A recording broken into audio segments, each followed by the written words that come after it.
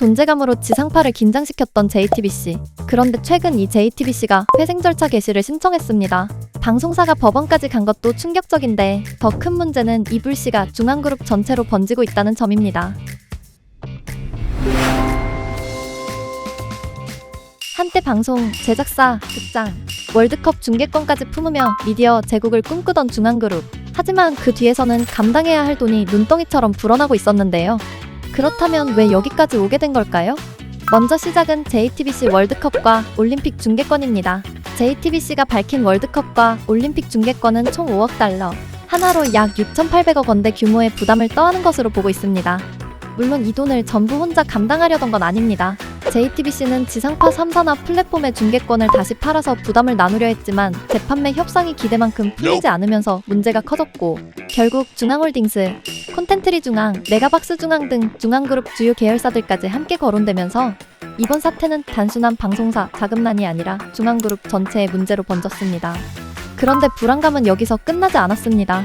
사람들은 JTBC의 콘텐츠 라인까지 걱정하기 시작했는데요. 예능이 중단되는 것 아니냐, 촬영 일정이 밀리는 것 아니냐는 말까지 나오기 시작한 겁니다. 또 여기에 중앙그룹이 준비 중인 500억 원대 대작 영화로 알려진 후프, 넷플릭스 예능 흑백요리사 시리즈, 그리고 여러 드라마와 예능 프로젝트까지 모두 중앙그룹 콘텐츠 라인과 연결돼 있어 문제가 되고 있는데요. 여기에 월드컵 중계 문제까지 겹치면서 JTBC가 중계권료 일부를 제대로 내지 못해 월드컵 중계가 중간에 끊기는 것 아니냐는 우려도 커졌습니다. 추가로 또 하나의 압박은 중국계 투자금입니다. 과거 JTBC 스튜디오, 지금의 SLL 쪽에는 중국 텐센트 자회사 에이스빌이 약 1,000억 원 규모로 투자한 것으로 보도됐는데요. 하지만 상장이 늦어지고 콘텐츠 시장 분위기까지 식으면서 이 투자금도 중앙그룹의 부담으로 돌아올 수 있다는 우려가 커진 겁니다.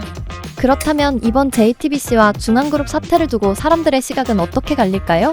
먼저 중앙그룹의 책임이 크다고 보는 쪽은 첫 번째, 무리한 사업 확장, 방송과 영화, 스포츠 중계권까지 판을 너무 크게 벌였고 결국 현금 흐름이 버티지 못했다는 주장입니다. 두 번째, 콘텐츠 라인 불안, 회생 신청 이후 JTBC 예능이 폐지되는 것 아니냐, 촬영이 밀리는 것 아니냐는 말까지 나오기 시작했고, 자금이 막히면 제작 일정이 흔들리고, 제작 일정이 흔들리면 방송사의 핵심인 예능과 드라마 라인까지 불안해질 수밖에 없다는 입장입니다. 세 번째, 대형 중계권 베팅 부담. 중계권은 확보하는 순간부터 큰돈이 들어가는데 광고나 재판매 수익이 예상만큼 나오지 않으면 오히려 그룹 전체를 압박하는 짐이 될 수 있습니다. 반대로 중앙그룹만의 문제로 보기 어렵다는 쪽은 첫 번째, 미디어 산업 전반의 침체. TV 광고 시장은 줄어들고 사람들은 유튜브와 넷플릭스 같은 OTT로 이동하면서 예전처럼 방송사가 광고만으로 안정적으로 돈을 벌던 시대가 아니라는 겁니다. 두 번째, 극장 시장의 장기 침체. 코로나 이후 관객은 쉽게 돌아오지 않았고 영화 한 편의 흥행도 예전보다 훨씬 예측하기 어려워지면서 중앙그룹의 극장 영화 사업이 흔들린 것도 이런 산업 변화와 무관하지 않다는 시각입니다. 세 번째, 고금리 시대의 자금 조달 압박.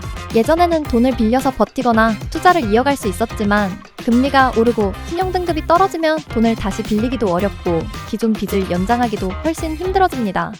JTBC 회생 신청, 여러분은 어떻게 보시나요? 중앙그룹이 영화와 예능, 스포츠 중계권까지 너무 무리하게 벌인 결과라고 보시나요? 아니면 기존 방송, 신문, 극장 중심 미디어 산업이 무너지면서 생긴 구조적 위기라고 보시나요? 여러분의 생각을 댓글로 남겨주세요.